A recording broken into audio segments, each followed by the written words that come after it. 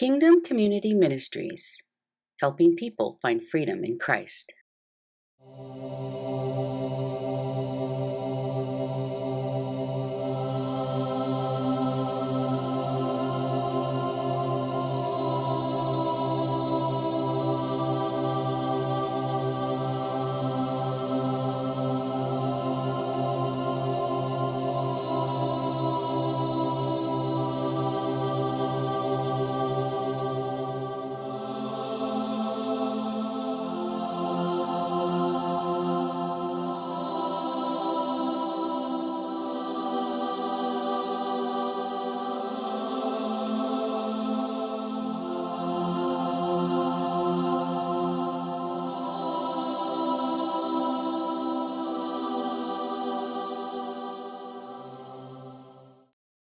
Sexual abuse is so prevalent, not only in our community, but I think that it's so prevalent in our world.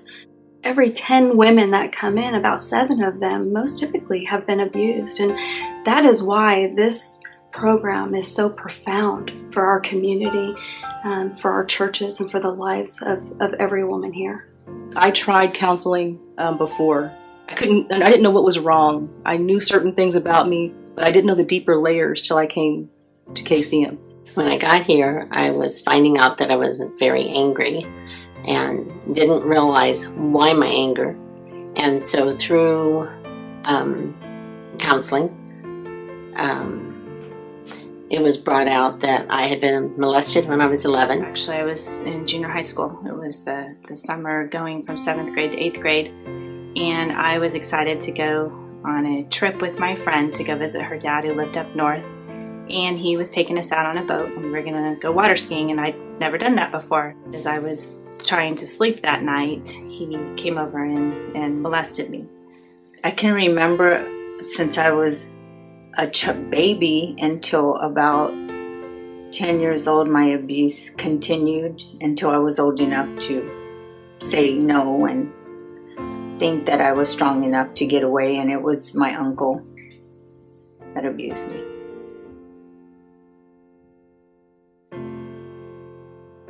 Typically what I see in women who've been abused, who have not been able to work through or have not had the opportunity to work through their abuse, is they practice cognitive distortions, which is basically a distorted way of thinking. The reason for this is, for the most part, it gives women a sense of control over a lifetime of feeling out of control.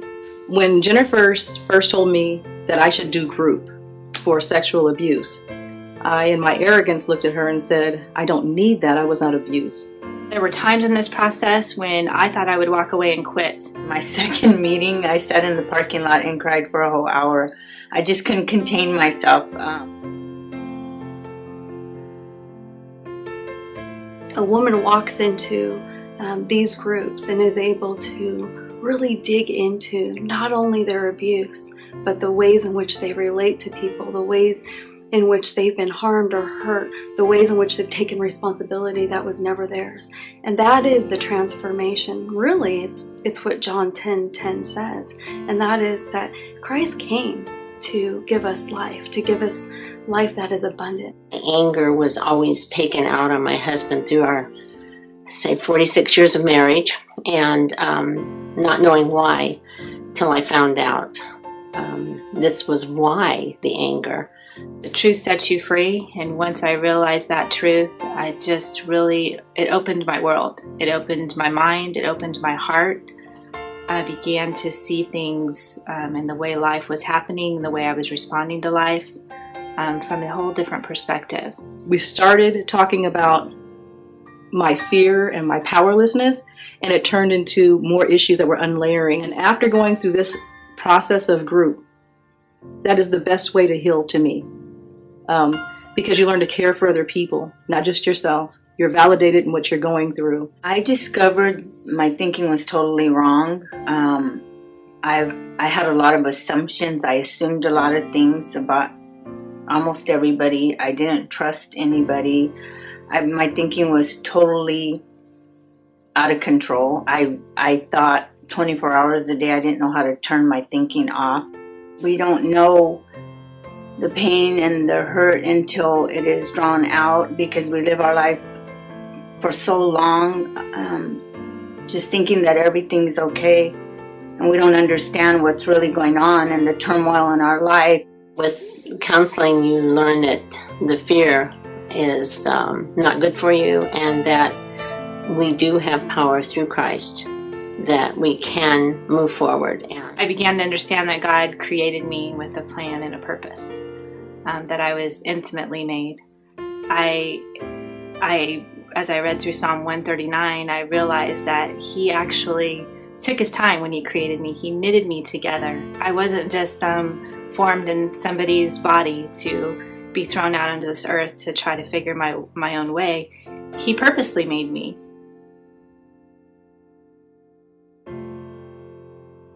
Your abuse is not who you are. It is not the hand that you were dealt. It's not who God has called you to be. It's not the suffering that God expects you to live with. It's something that He desires and calls you to grow from and to change from. God has a peace and a victory you can live today. And I think it comes through having people that are trained like Dr. Maney and Jennifer to help unravel all those lies and messages and to get to the truth of the roots to what happened and walk in your freedom. in the last, say, 5 years of our marriage, we were able to resolve my anger, and I was able to ask forgiveness, and it really brought us closer. When he passed a year and a half ago, it's just joy to know that things were resolved and no guilt afterwards, that everything was said, everything had been open.